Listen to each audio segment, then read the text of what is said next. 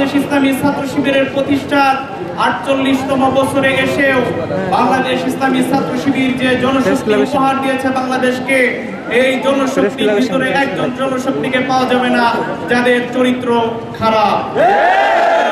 দুর্নীতি করেছে, দুর্নীতির সাথে সম্পৃক্ত এরকমের কোন জনশক্তি পাবেন না। লোকের সাথে আসক্ত এরকম কোন জনশক্তি শিবিরে পাবেন না। উপস্থিতি ছাত্র শিবির উপহার দিয়েছে যে এদেশের জাতিকে একটা সৎ, যোগ্য এবং আদর্শ এক নাগরিক জাতি উপহার দিয়েছে বাংলাদেশকে। সকলের প্রতি আন্তরিক সালাম, আসসালামু আলাইকুম ওয়া রাহমাতুল্লাহ। সম্মানিত ভাইরা, আপনারা জানেন ছাত্র শিবির 1977 সালে প্রতিষ্ঠা হয়েছে।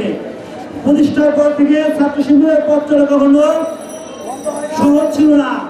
ছাত্র শিবির সকল বাধা অতিক্রম করে আজকে 48 বছর অতিক্রম করেছে। এই 48 বছরে আমরা 234 ভাইকে হারিয়েছি, অসংখ্য ভাই পা হারিয়েছে, অসংখ্য ভাই এখনো বিস্তায় কাজ যাচ্ছে এই জালিম স্বৈরাচারের আক্রান্ত হয়ে।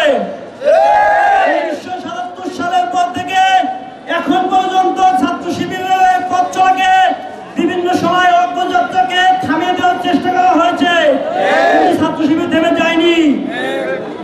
যে সকল ভাই